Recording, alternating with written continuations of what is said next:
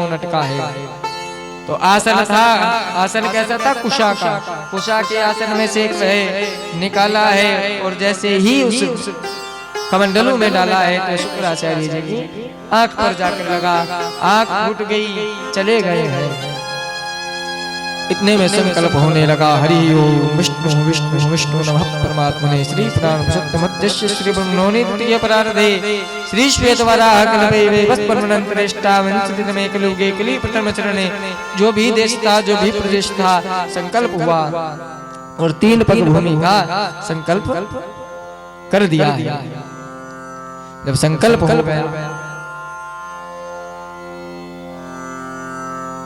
तब यह लीला हुई।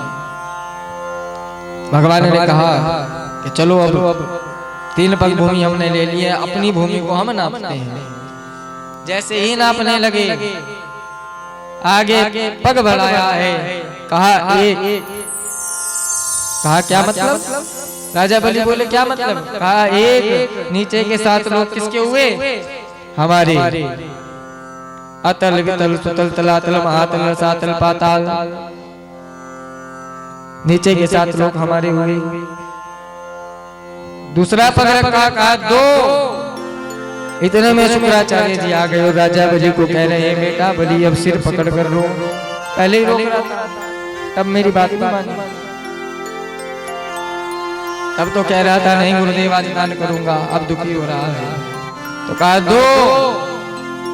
कहा क्या मतलब? कहा ऊपर के जितने लोग हैं हमारे, भू भुव स्व मह जन तप सत्यम, 7 लोग हमारे।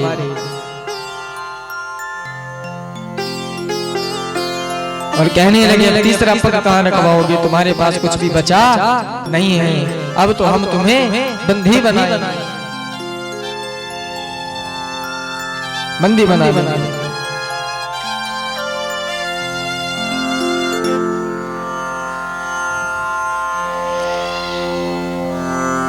बलवान के बिहारी लाल की जय। शांत होकर कथा को सुनो।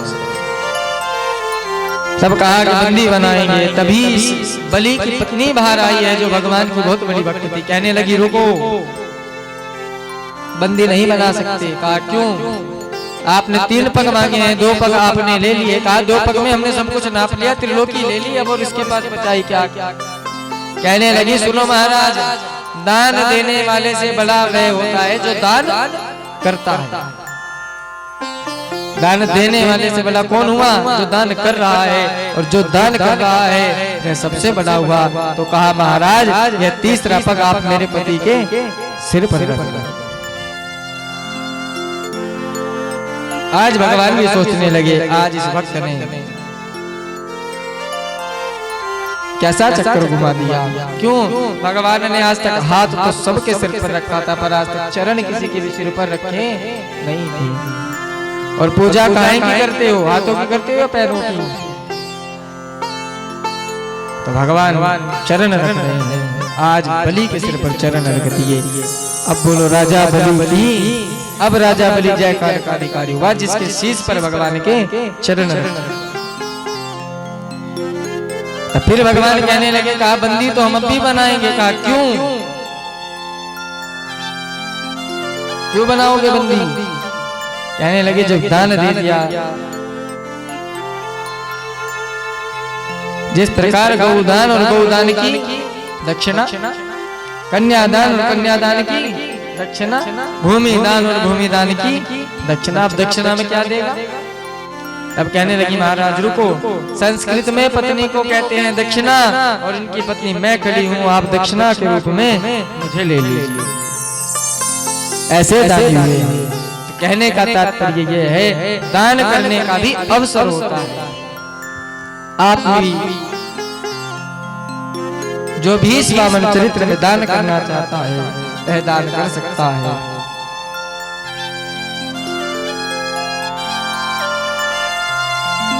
राजा बलि ने सब कुछ न्यौछावर कर दिया, सब कुछ दान कर दिया। सभी से निवेदन है शांत होकर के कथा को श्रवण करें। जिनकी व्यवस्था यहाँ नहीं बन पा रही है, हॉल में व्यवस्था की गई है, वहां जाकर के अपना स्थान ग्रहण करें।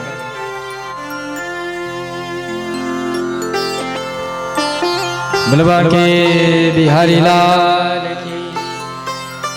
तब आज राजा बलि से भगवान को पूछने लगे, बताओ क्या चाहिए? तुमने सब कुछ न्यौछावर कर दिया, बताओ क्या चाहिए? कहने लगा, महाराज आपकी कृपा हो, कुछ नहीं चाहिए। कहा नहीं फिर भी मांगो। कहने लगा, महाराज सब कुछ मैंने आपको दे दिया, जहां मैं रह सकूं ऐसी कोई जगह दे दी।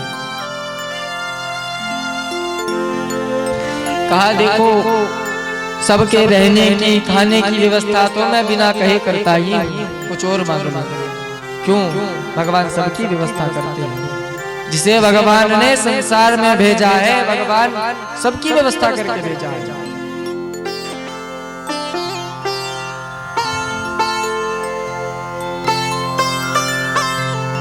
जब भगवान ने संसार में भेज दिया, सबकी व्यवस्था करी है। भगवान ने एक चींटी की भी व्यवस्था करी है, आपकी भी व्यवस्था की है और हमारी भी व्यवस्था। कहा रहने और खाने की व्यवस्था तो मैं करता ही, पर व्यक्ति यह भूल जाता है कि जिस भगवान ने सब कुछ दिया है मैं उसे ही भूल रहा हूँ। इस संसार में आकर के, इस सराय में रह करके यह भूल जाता है और इसके लोभ में पड़ जाता है। लेकिन हम क्या करते हैं? यह जग सराय मुसाफिर खाना, इसमें लुभाने की कोशिश न करना। सराय कहते हैं धर्मशाला को। जिस प्रकार किसी धर्मशाला में जाते हैं, 2 दिन रह लिए, 4 दिन रह लिए, उसके बाद कहाँ आते हैं? वापिस अपने घर आते हैं। तो इसी प्रकार यह संसार क्या है? सराय। हमें वापिस कहाँ जाना है? अपने घर जाना है। यह बात व्यक्ति को भूलनी नहीं चाहिए।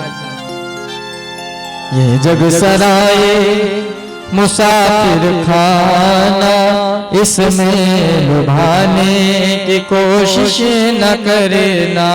ये जग सराय मुसाफिर खाना, इसमें लुभाने की कोशिश न करना। आए उधर बेशक डालो, उधर बेशक जा जमाने की कोशिश न करना। जा जमाने की कोशिश न करना। जग सराय मुसाफिर खाना, इसमें लुभाने की कोशिश न करना। जग मुसाफिर खाना, इसमें लुभाने की कोशिश न करना। रवि चंद्र अवधि हमारे पानी, रवि चंद्र अवधि हमारे पानी। जल कहते हैं सूर्य को। रवि चंद्र अवधि हमारे पानी, रवि चंद्र अवधि हमारे पानी। तेरे लिए इसने पैदा किया है। सतगुरु कहे जिसने सब कुछ लिया है, सतगुरु कहे जिसने सब कुछ लिया है। उस प्रभु को बुलाने की कोशिश न करना, उसको बुलाने की कोशिश न करना। जग सराय मुसाफिर खाना, इसमें लुभाने की कोशिश न करना। जग सराय मुसाफिर खाना, इसमें लुभाने की कोशिश न करना।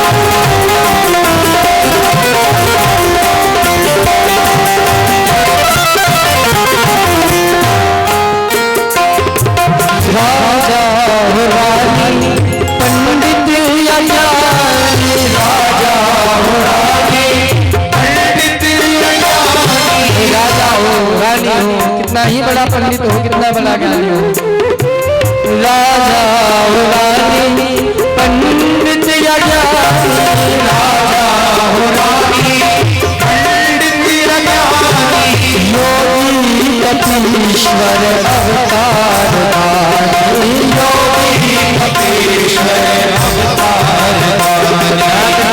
योगी कपीश्वर अवतार धारी जो खुद अवतार लेकर आता है। आया है जो उसको जाना पड़ेगा, आया है जो उसको जाना पड़ेगा, ममता बढ़ाने की कोशिश न करना, ममता बढ़ाने की कोशिश न करना, जो जग सराय साथ कुछ अपने साथ ले जाएंगे, कभी कभी दान नहीं देगा, फिर वही कह रहा हूँ दान की महिमा गा रहा हूँ। आप सबके पास अब भी अवसर है, जितना हमसे हो सके उतना।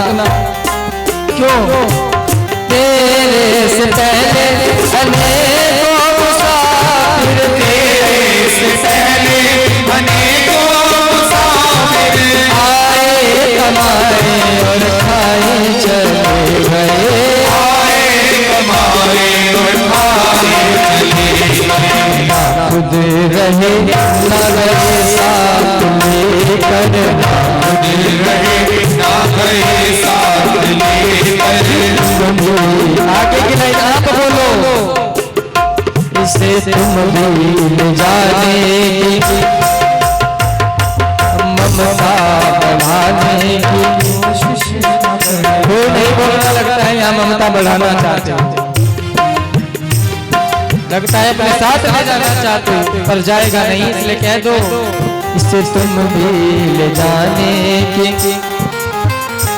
यह ममता बढ़ाने की, ये जग सराय मुसाफिर खाना, ये जग सराय मुसाफिर खाना, इसमें लुभाने की कोशिश न करना, इसमें लुभाने की कोशिश न करना, आए हो घर पे शतरे बिता लो, आए हो घर पे बिता लो, बजा जमाने की कोशिश न करना, बजा जमाने की कोशिश न करना। भगवान कहते हैं मैं सबकी व्यवस्था करता हूं पर मैं भूल जाता हूं। तो बलि को भी कहा, बलि को रहने की जगह दे करके भगवान अपने द्वार को गए। इस प्रकार भगवान ने बलि पर कृपा करी। बोलो वामन भगवान की। परीक्षित जी कहने लगे भगवान और भगवान के अवतारों की कथा सुनाई।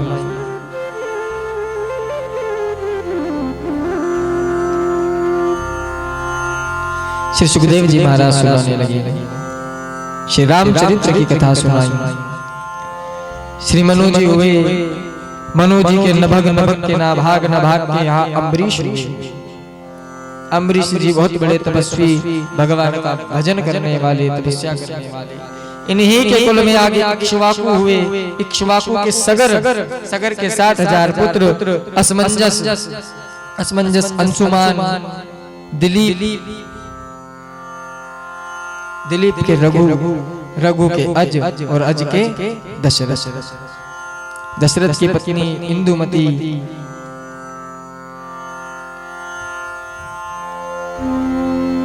इन्हीं के यहाँ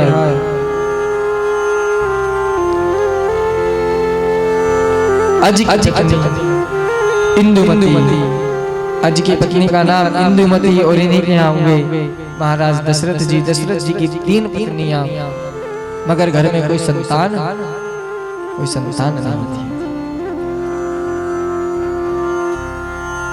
गुरुदेव से निवेदन करा, गुरुवशिष्ठ से निवेदन किया। गुरुदेव ने आज्ञा करी कि पुत्रेष्टि यज्ञ करा।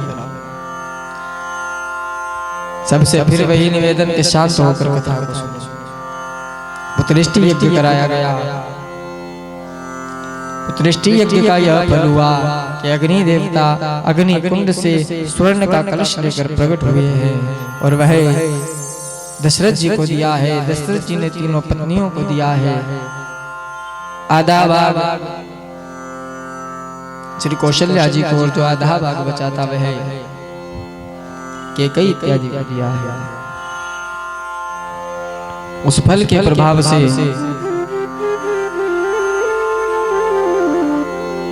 तीनों पत्नियां गर्भवती हुई है और आज का ही दिन आया है।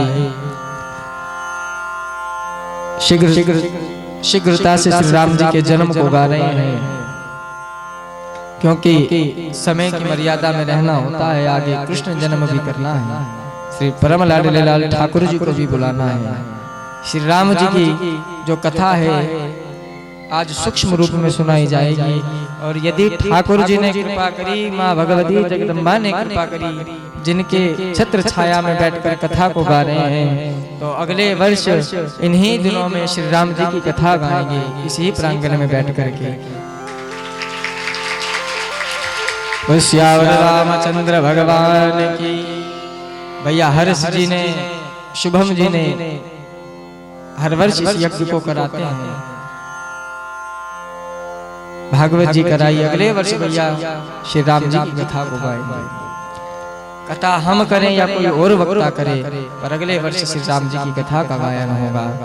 बोलो भागवत भगवान की। तो आज वह दिन आ गया, चैत्र मास का। चैत्र मास है, शुक्ल पक्ष है, नवमी तिथि है। आज सब देवता खड़े हो गए हैं। क्यों? आज श्री राम जी का प्रादुर्भाव होने वाला है। आज वह तिथि आ गई है, चैत्र मास शुक्ल पक्ष आया है, नवमी तिथि आई है। और आज श्री रामचंद्र जी ने, आज चारों भैया ने एक साथ अवतार लिया है। बोल श्यावर रामचंद्र भगवान की।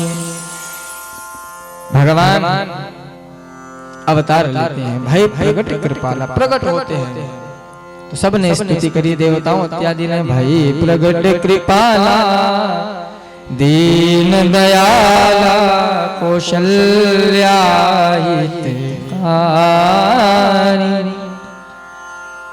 महतारी मुनि मनहारी अद्भुत रूप विचारी। राम जी ने जन्म लिया, चारों भैया ने जन्म लिया।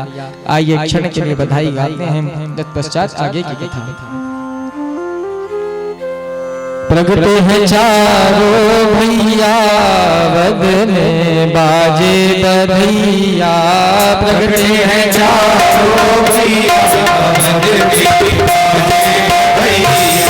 बाजे बधैया।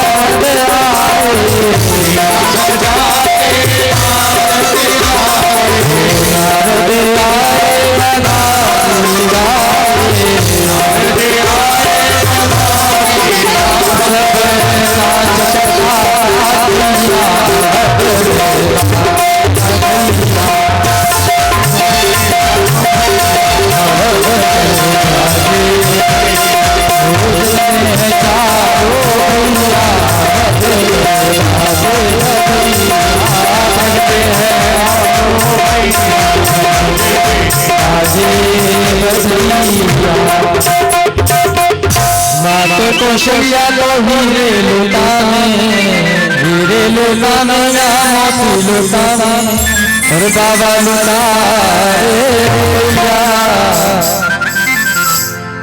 अवसर बाजे बधैया। श्यावर रामचंद्र भगवान की जय।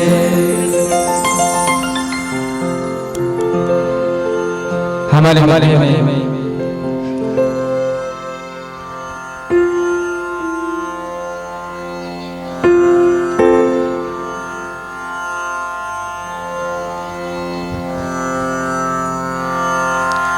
हमारे में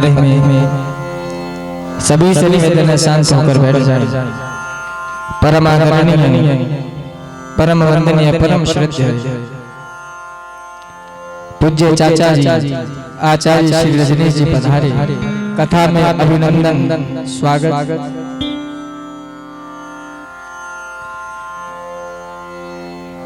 उन्हीं के संग भैया राहुल जी पधारे, उनका भी अभिनंदन स्वागत। जय जय बोलो श्रीमद् भागवत महापुराण की जय। तो चारों भैया ने जन्म लिया, नामकरण हुआ राम लक्ष्मण भरत और शत्रुघ्न। आगे इन्होंने अनेकानेक लीलाएं करी। गुरु जी अपने संग में ले गए, वहां भी बहुत राक्षसों को मारा है। आज जनक जी के यहाँ से बुलावा आया है, धनुष यज्ञ करवाया गया। जनक जी के यहाँ पहुंचे हैं, बहुत बड़े बड़े राजा पहुंचे, सबने धनुष तोड़ने की कोशिश करी, लेकिन किसी से भी धनुष टूटा नहीं है। आज इसलिए रामचंद्र जी खड़े हुए हैं, तो सभी जितने भी राजा बैठे थे सब हंसने लगे और यह सोचने लगे कि श्री राम जी कितने कोमल थे। नव कंज लोचन कंज मुख पर कंज कंजा, इतने कोमल हाथ है, ये किस प्रकार धनुष को तोड़ेंगे। लेकिन आज राम जी ने देरी नहीं लगाई, गए हैं जाकर के धनुष को तोड़ दिया है। सीता जी वरमाला लेकर आई है, राम जी को पहनाने लगी, लेकिन राम जी बड़े हैं तो सीता जी की सखियों ने निवेदन किया, झुक जइयो तनिक रघुवीर लली म्हारी छोटी सी। श्री राम जी का विवाह हुआ, संग में चारों भैया का विवाह हुआ। अयोध्या नगरी में पहुंचे हैं, तभी के कहीं ने अपने 2 वरदान मांग लिए, भरत जी को राजगादी और राम जी को 14 वर्ष का वनवास। जब राम जी को 14 वर्ष का वनवास हुआ तो साथ में सीता जी भी गई हैं, लक्ष्मण जी भी गए हैं। बहुत सी अनेकानेक लीलाएं करी, हनुमान जी से भेंट हुई है, सबका भगवान ने उद्धार किया, सीता का हरण हुआ। आज समुद्र किनारे बैठे हैं,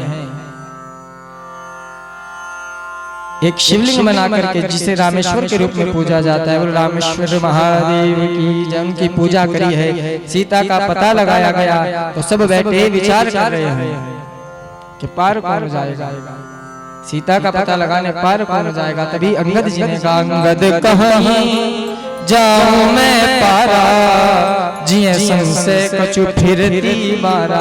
अंगद जी ने कहा पार तो मैं चला जाऊंगा, लेकिन मुझे उधर से आने में संशय है।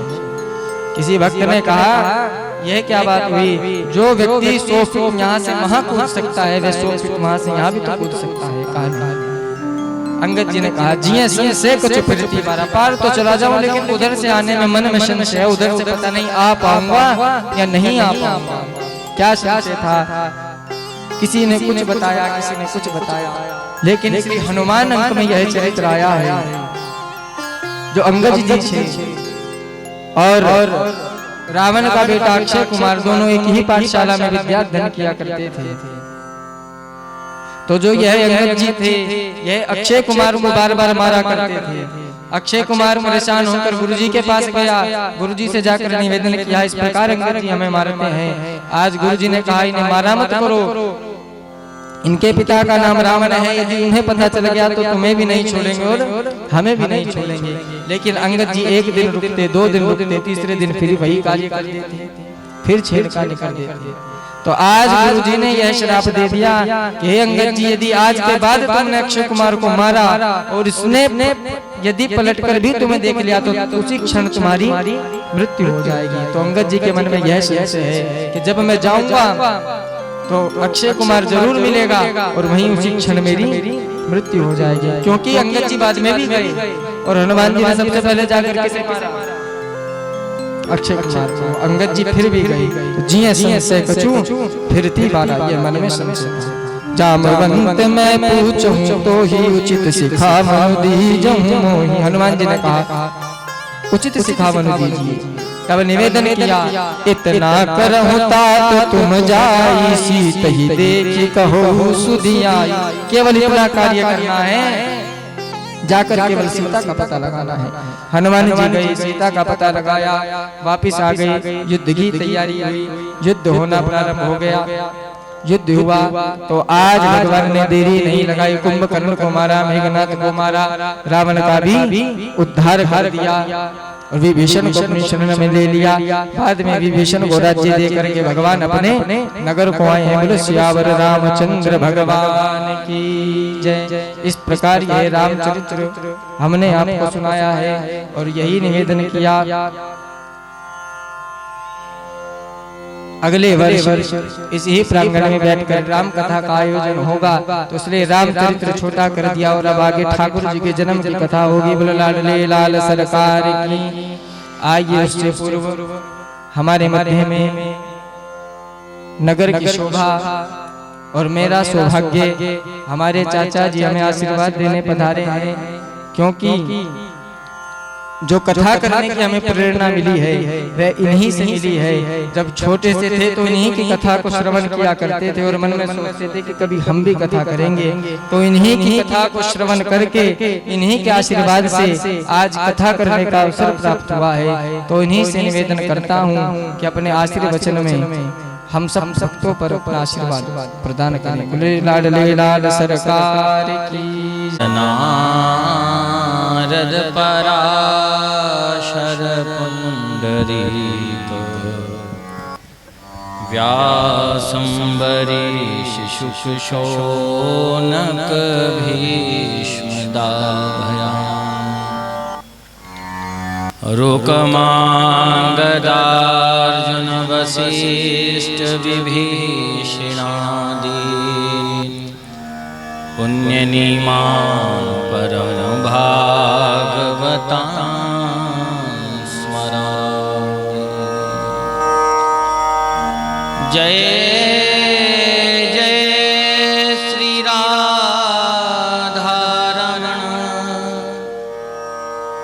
जय जय नवल किशोर, जय गोपी चित चोर प्रभु, जय जय माखन चोर। सद्गुरुदेव भगवान की, गणपति भगवान की, 84 कोस ब्रजमंडल धाम की, श्री भागवत महापुराण की जय। सुखदेव जी महाराज की जय। बोलो व्यास भगवान की। माता पिता सद्गुरुदेव, इष्ट देवता कुल देवता, ग्राम देवता, नगर यक्ष किन्नर गंधर्व सभी को प्रणाम। गौ ब्राह्मण संतों को प्रणाम है। श्रीमद् भागवतम जो भगवान का प्रत्यक्ष रूप है, इसके सुनने से ही कल्याण नहीं होता, इसके दर्शन से भी कल्याण होता। शास्त्र ने बारंबार आज्ञा करी, श्रवणात् दर्शनात्। अरे बारंबार गर्जना की गई कि जिस ग्रंथ को सुनेगा उसकी कई पीढ़ियां तर जाती है, आने वाली संतति तर जाती है। किसी ने कहा जिसको सुनने का सामर्थ्य ना हो क्या उसका उद्धार नहीं होगा? तो शास्त्रकार कह रहा है कि श्रवण से तो उद्धार होना ही होना है, परंतु दर्शन, जिसका दर्शन करता है उसका भी निश्चित कल्याण होगा। कहा दर्शन से भी कल्याण करने वाली और जो इसका स्पर्श कर ले उसका भी उद्धार कर देती है। ऐसा परम भागवतम परम पूज्य आचार्य श्री उज्ज्वल जी के माध्यम से आप सभी श्रवण कर रहे हैं, जिसका गायन गुरु परंपरा से महाराज श्री ने परम विद्वान परम भागवती आचार्य श्री चैतन्य जी के संरक्षण में प्राप्त किया। ऐसे हमारे पूज्य महाराज श्री बड़ी ओजस्वी और तेजस्वी वाणी के माध्यम से आपको नित्य इस कथा का रसपान करा रहे हैं। तो सभी उपस्थित माताएं बहनें परम सौभाग्यवती हैं और सौभाग्यशालिनी हैं, जितने भी यहाँ पर जनमानस बैठा है कि उन्हें भगवान की कथा सुनने का अवसर मिला। कहा भगवान की कथा में किसकी रुचि नहीं होती। कहा भगवान की कथा जैसे बुखार नापने के लिए एक थर्मामीटर होता है, ऐसे ही पाप को नापने के लिए कथा भी एक थर्मामीटर के अनुकूल बताया गया कि तुलसी पूरब पापते हरि चर्चा ना सुहात, जो ही ज्वर के आत ही भूख विदा हो जात। जैसे बुखार ज्वर के आने पर भूख नहीं लगती, कितना ही स्वादिष्ट व्यंजन क्यों ना हो, ऐसे ही पाप की अधिकता होने पर भी भगवान की कथा में रुचि नहीं बढ़ती। कभी कभी यहाँ तक व्यक्ति आ जाता है तो उसकी श्रद्धा नहीं जग पाती, उसके मन में वो भाव नहीं बन पाता, वो यहाँ बैठकर भी लोक निंदा में ही लगा रहता है। दूसरा व्यक्ति क्या कर रहा है, उसकी दृष्टि केवल इन्हीं वस्तुओं पर रहती है। तो जो यहाँ बैठकर के भी जिनका मन स्थिर नहीं हो पाया, जो यहाँ बैठकर के भी जिनकी मन बुद्धि मस्तिष्क में भगवान की कथा का स्थान जरा से भी स्थित नहीं हो पाया, समझ लेना उस व्यक्ति में पाप की अधिकता बहुत बलवती है। इस संसार में ऐसा कोई व्यक्ति नहीं जिससे पाप ना बना हो, परंतु अधिक मात्राओं में होना, कम मात्रा में होना वह भी है। तो यदि यहाँ बैठकर आपका मनन चिंतन श्रवण हर रूप में श्रीमद् भागवत जी का ही चिंतन चल रहा है तो धन्य हैं आप। और इतनी छोटी आयु से पूज्य महाराज जी ने कथा गानी प्रारंभ करी है, तो भागवत जी की अत्यंत सुंदर महिमा। और व्यासपीठ पर हम इस प्रकार बैठ गए जैसे नारद जी को सनकादिकों ने कथा सुनाई थी। नारद जी अकेले बैठे थे और सनकादिकों में 4 भैया बैठे थे, सनक सनंदन सनातन सनत कुमार। तो उन चारों ने बैठकर कथा बांची। एक जने की और कमी, एक जन और आकर बैठ जाए तो सनक सनंदन सनातन सनत कुमार, उसी प्रकार की स्थिति। आज तक मेरे जीवन में ऐसा नहीं हुआ कि मुझे कहीं व्यासपीठ पर बगल में ही बैठना पड़ा हो। पर स्थान की महत्वता है, या ये कहे स्थान की थोड़ी सी अल्पता कहूं, जैसे ठाकुर जी रखे हैं। आइए क्षण का गोविंद नाम का आश्रय लेते हुए फिर पूज्य महाराज श्री ही कथा का वाचन करेंगे। कथा में अधिक बोलने से भी विक्षेप उत्पन्न होता है। बोलो गोविंद भगवान की, श्री वृंदावन बिहारी।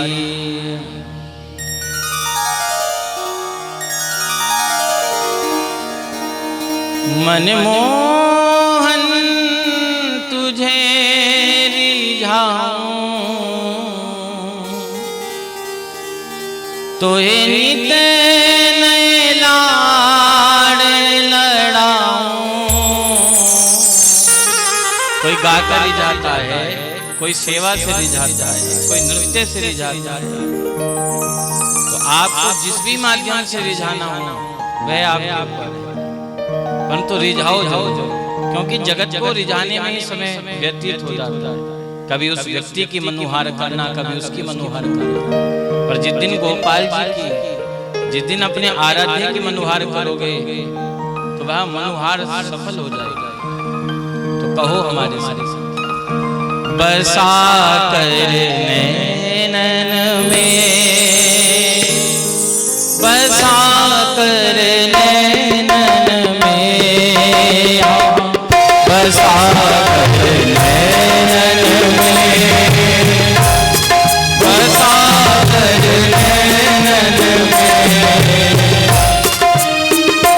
मनमोहन तुझे रिझाऊं, मनमोहन तुझे रिझाऊं। एक निवेदन और साथ बोलोगे तो बहुत अच्छा लगेगा। यहाँ कोई जन्मजात या गुरु परंपरा से किसी ने संगीत नहीं सीखा, जो बजा रहे हैं यह तो माहिर है अपने कला की गायन में। पर हम लोग तो मंत्र बोलने वाले व्यक्ति है भैया, केवल भागवत जी के श्लोकों का पाठ किया है, इसलिए साथ दोगे तो बहुत आनंद होगा। ओ मन मोहन तुझे रिझाऊं, मन मोहन तुझे रिझाऊं, तोहे निकले लाड लड़ाऊं, तोहे निकले लाड लड़ाऊं, बसा कर नैनों में, बसा कर नैनों में,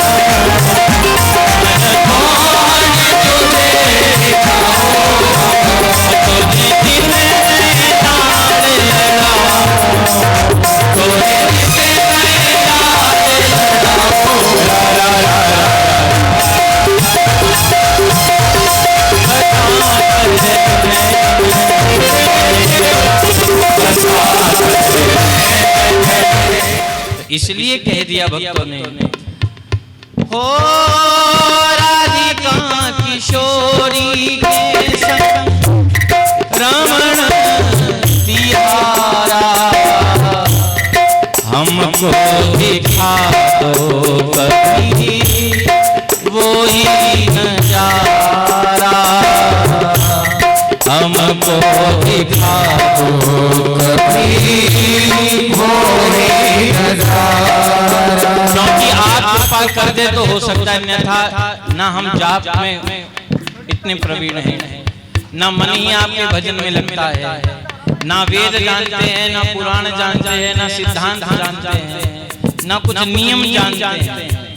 तो प्रभु आप यदि कृपा कर दे तो आपकी लीला का दर्शन, अन्यथा हमारे में कोई योग्यता नहीं है। भक्त कह रहा है, ओ फिर चाहे मैं मर जाऊं, फिर चाहे मैं मर जाऊं, फिर चाहे मैं मर जाऊं, फिर चाहे मैं मर जाऊं, बसा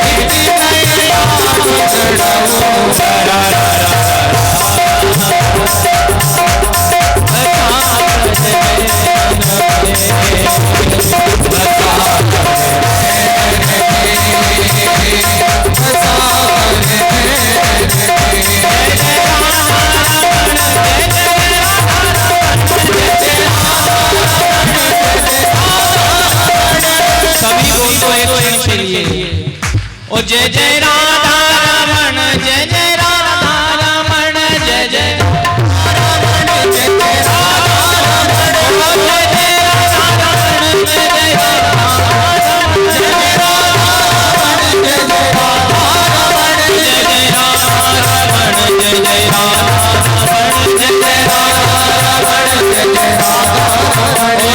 जय राधा रमण, जय जय राधा रमण, जय जय राधा रमण, जय जय राधा रमण, जय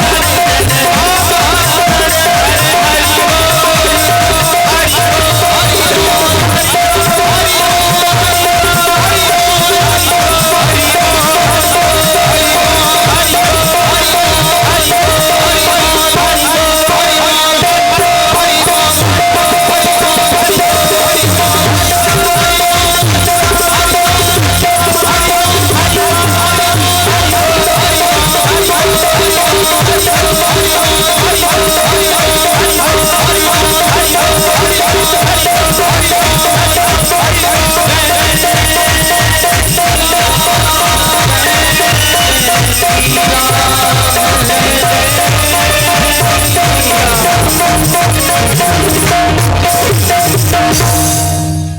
सभी को प्रणाम। पूज्य आचार्य श्री और भैया संगीत में साथ दे रहे, बहुत सुंदर वादन है आपका, आप सभी का धन्यवाद। और हमारे भैया श्री हर्ष जी और श्री राहुल भैया और आराधना चैनल के माध्यम से घर घर तक कथा का प्रचार कर रहे भैया श्री पंकज जी, सभी का हृदय से साधुवाद। उपस्थित माता बहनों को सभी को प्रणाम। पूज्य आचार्य श्री के चरणों में पुनः निवेदन, दास ने आकर बीच में आपके कथा और भक्तों के बीच का तारतम्य भंग किया, उसके लिए मथुरा की नगरी में अब ज्यादा समय नहीं लेंगे। कृष्ण जन्म शीघ्रता से करेंगे और कल बैठते ही आपको श्री कृष्ण जन्म की दिव्य कथा का रसपान कराएंगे। मथुरा की नगरी में श्री उग्रसेन राजा जी का राज्य बड़े ही धर्मवान राजा थे। इन्हीं के वंश में, इन्हीं के यहाँ कंस नाम का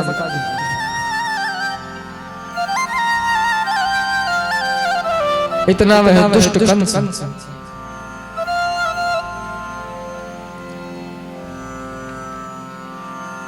आज वन में गया है, शिकार करने गया। जब शिकार करने गया तो एक ही मृग पर इसने बाण चलाया और उसी मृग पर जरासंध ने बाण चलाया है। जब दोनों ने एक ही मृग पर बाण चलाया तब इसने कहा कि यह मृग तो मैं लेकर जाऊंगा, पहले बाण मैंने चलाया था। जरासंध से युद्ध करने लगा। तब जरासंध ने देखा कितना अच्छा युद्ध करने वाला है, तो जरासंध ने अपनी दोनों पुत्रियों का विवाह कंस के साथ कर दिया और सलाह दी कि अपने पिता को नजरबंद कर दो और अपना राज्य ले आओ, खुद राजा बन जाओ। तो आज इस कंस ने अपने पिता उग्रसेन को नजरबंद कर दिया और खुद राजा बन गया। पर यह कंस अपनी चचेरी बहन देवकी से बड़ा प्रेम करता था और बचपन से ही कहा करता था कि हे देवकी, जब तेरा विवाह होगा, तेरा विवाह मैं स्वयं करूंगा। बचपन से तो देवकी के लिए सुंदर वर ढूंढा है, वसुदेव जी को ढूंढा गया। अब जो वसुदेव की वंशावली है, यदि वह गाने लगे तो बड़ा समय होगा, इसलिए कल बैठते ही गा देंगे। अब तो केवल शीघ्रता से कृष्ण जन्म की ओर चलते हैं। तो श्री वसुदेव जी के साथ देवकी का विवाह हो गया। आज विदा करने के लिए अपनी बहन को चल दिया है। जब डोली उठा कर ले जा रहा था तो जो डोली को उठा रहे थे उन्हें भी हटा दिया, स्वयं डोली लेकर चलने लगा। इतना प्यार करता था अपनी बहन से। लेकिन तभी एक आकाशवाणी इसके कानों में आई कि हे कंस, जिस बहन को विदा कर रहा है, इस देवकी का अष्टम लाल होगा तेरा। इस देवकी का जो अष्टम लाल होगा तेरा काल होगा। भले ही कितना प्रेम करता हो, हम भी ऐसे ही हैं, भले किसी से कितना प्रेम करता हो, लेकिन यदि अपने आप को कुछ भय हो, अपने आप को कुछ खतरा लग रहा हो तो सब प्रेम 2 मिनट में नष्ट हो जाता है। रखा है इतना प्रेम करता था, लेकिन जब पता चला इसका अष्टम लाल होगा मेरा काल, तो आज तलवारें निकालनी है, मारने के लिए उद्यत हो गया। तब वसुदेव जी सामने आ गए। का महाराज, मेरे यहाँ जो भी संतान होगी, आपको उनकी अष्टम संतान से खतरा है ना, पर मेरे यहाँ जो भी संतान होगी मैं आपको एक एक संतान लाकर अर्पण कर दूंगा। पहले लोग सत्यवादी होते थे, इसलिए कंस ने भी विश्वास किया और जाने दिया। अभी बंदी नहीं बनाया, जाने दिया। जब पहले संतान हुई देवकी के यहाँ, वसुदेव जी वादे के अनुसार संतान को लेकर पहुंचे हैं। जैसे ही पहुंचे, कंस भी इतना कठोर नहीं था, कहने लगा मुझे तो 8वें से खतरा है, इससे कोई खतरा नहीं है, इसे ले जाओ। लेकिन तभी वहां श्री नारद जी आ गए और नारद जी ने एक फूल ले रखा है हाथ में और गिनने लगे 1 2 3 4 5 6 7 8 पंक्तियां थी उसमें। फिर इधर से गिनने लगे 1 2 3 4 5 6 7 कंस कहने लगा क्या कर रहे हो? तो कहने लगा, श्री नारद जी महाराज कहने लगे कि कंस इस पुष्प में यह गिनो कि कितनी पंखुड़ियां हैं। कंस गिनने लगा 1 2 3 4 5। महाराज 8 है। कहा पहली कौन सी और 8वीं कौन सी है? तो कहा महाराज पहली है और 8वीं है। कहा इधर से गिनो। तो कहा पहली है और 8वीं है।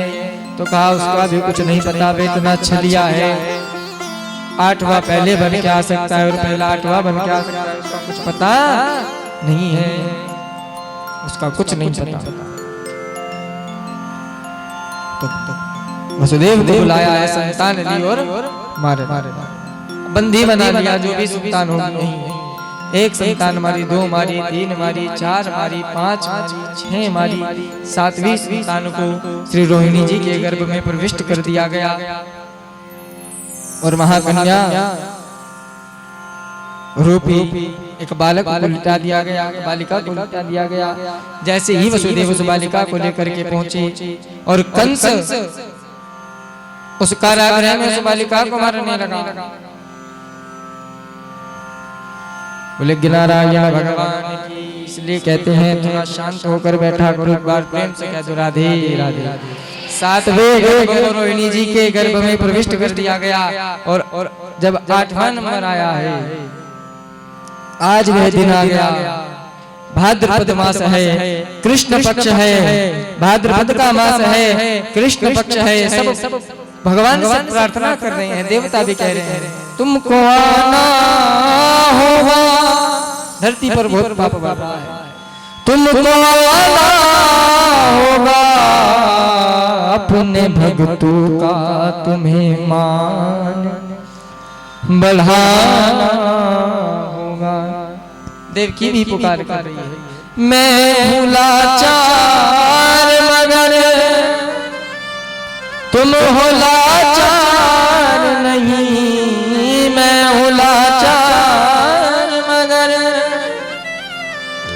तुम तो लाचार नहीं। अपने भक्तों में मेरा नाम लिखा। प्रभु आ जाइए, अब देर ना लगा। गैया आदि सब नाम सब में रह रही हैं, सब पुकार कर रही है, सब कह रही है प्रभु पाप इतना बढ़ गया, कोई मारता हमें है, कोई काटता यहाँ पर, कोई मारता हमें, कोई काटता यहाँ पर, कोई काटता यहाँ, तुझको पुकारती आकर बचा जा हमको, तुझको पुकारती आकर हमें बचा ले, एक बार फिर से आ जा गैया चराने वाली, एक बार फिर से आया हो बंसी। एक बार फिर से आज प्रभु आ रहे हैं, वही तिथि आ गई, वही नक्षत्र आ गया, वही भाद्रपद का मास है, वही कृष्ण पक्ष है, रोहिणी नक्षत्र लग गया है, अष्टमी की तिथि आई है और रात्रि 12 बजे आज श्री ठाकुर जी प्रकट हो रहे हैं, वही उसी मास में, उसी पक्ष में, उसी नक्षत्र में। परम राम लीला सरकार। अभी जयकारा जोर से मत लगाओ, कंस जाग जाएगा, अभी भगवान जेल में ही है। भगवान बालक के रूप में नहीं आए अभी तो भगवान ने विराट रूप धारण करके दिखाया है, चतुर्भुजी रूप में। देवकी ने हाथ जोड़ करके निवेदन किया, प्रभु छोटे रूप में आओ, बालक के रूप में आओ। तो कह दिया कि मुझे यहाँ से ले जाना और नंद जी के भवनों में मुझे छोड़ आना, और वहां मेरी माया होगी, माया रूपी वह की लेटी होगी, उसे यहाँ ले आना। कहा महाराज यहाँ तो बंधन बंधे हुए, कहा सब टूट जाएंगे, सब खुल जाएंगे, मुझे उठा करके वहां छोड़ आना, यह निवेदन किया। तो आज श्री वसुदेव जी सूप में बिठाया, सूप जानते किसे कहते हैं, छाछ जो होता है, उसमें बिठा दिया है और चल दिए हैं। चल दिए वसुदेव सूप में बिठाए, बिजली और बारिश से कैसे बचाए, तो शेष जी ने ताना सर पे, शेष जी ने ताना सर पे आके अपना जादू भरी है।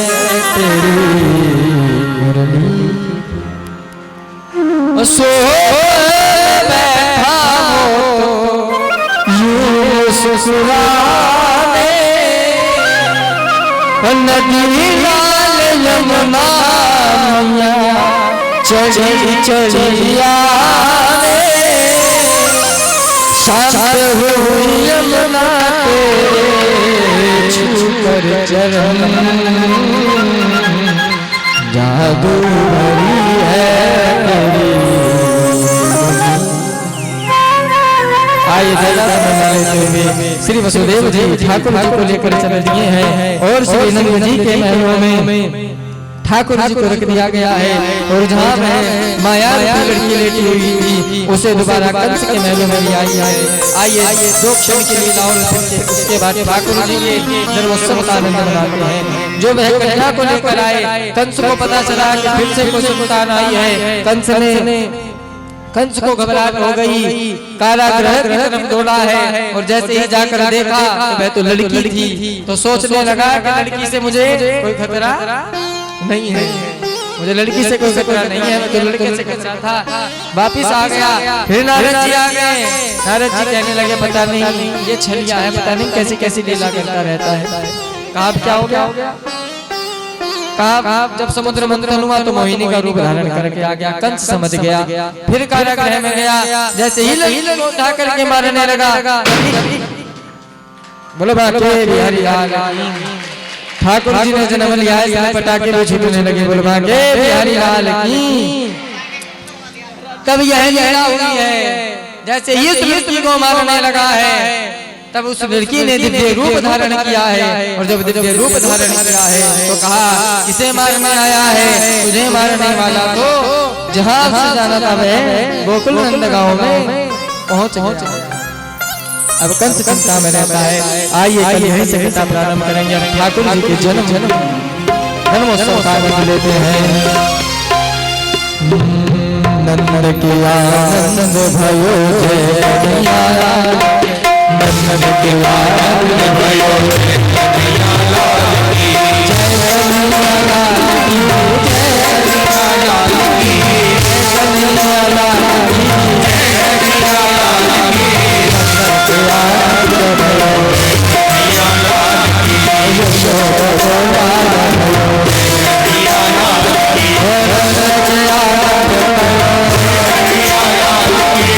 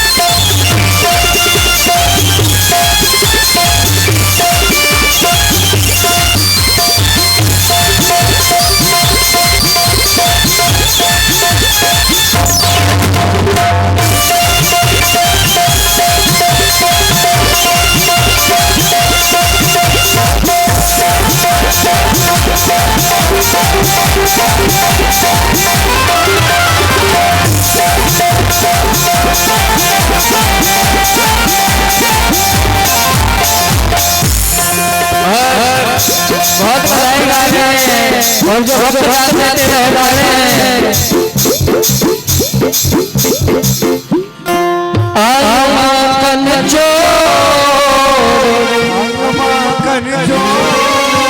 और सब गा रहे हैं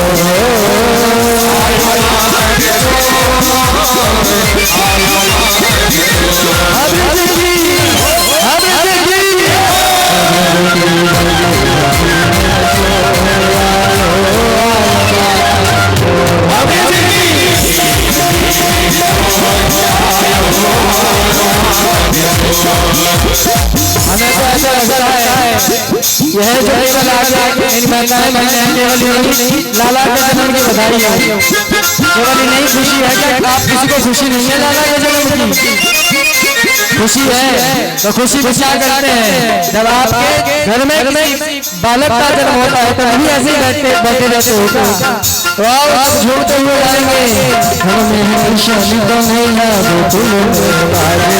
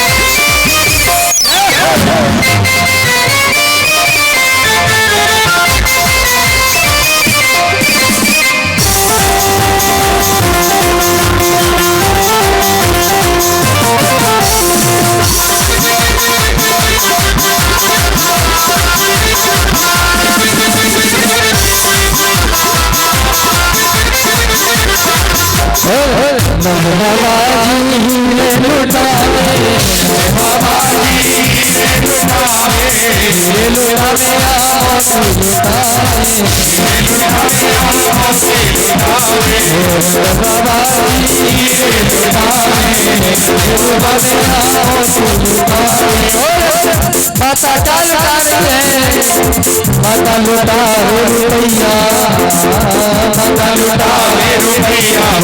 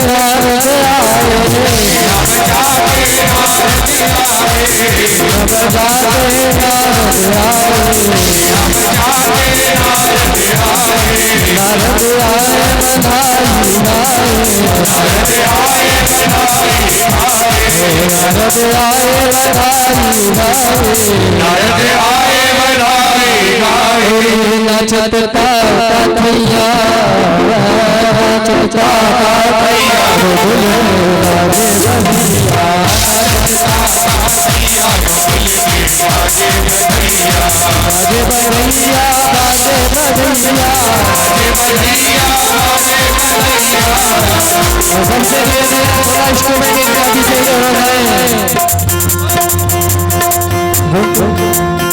उधर में शब्द कन्हैया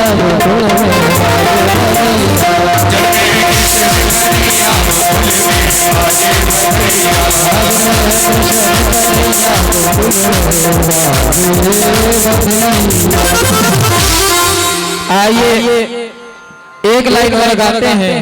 आज ठाकुर जी ने जन्म से लेकर ही अखियों का जादू ऐसा चलाया है, भक्त कह रहे हैं लल गई अखियां हमारी, लल गई अखियां, लल गई अखियां हमारी, लल गई अखियां। जिंदगी ठाकुर से भी लड़ी हो वह ताली सेवा करके झूठ से हुए आएंगे। सखी सखी सखी लग से हमारी, लग गई अखियां सखी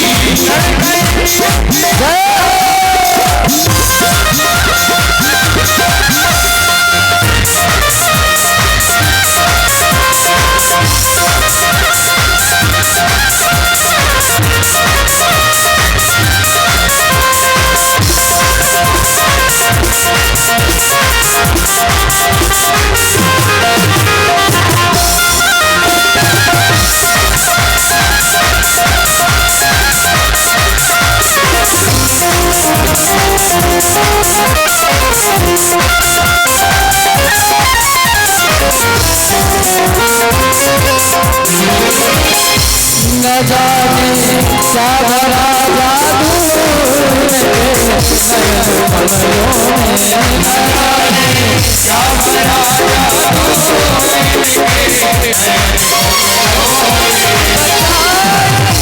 बचाई थी बहुत लेकिन दीवानी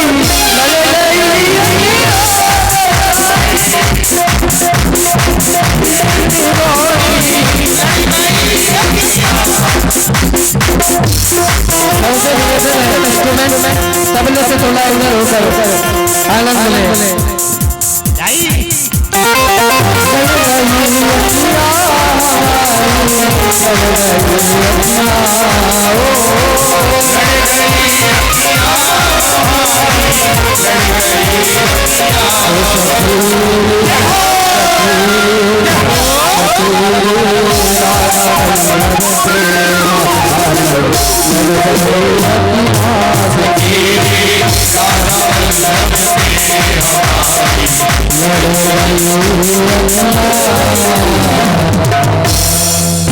बधाई हो, बधाई हो। आज के लाला के जन्म की सबको बहुत बहुत बधाई हो।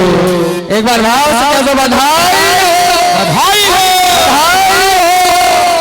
आप सभी को लाला के जन्म की बहुत बहुत बधाई। कल बैल पे ही लाला की बधाई फिर से गाई जाएगी।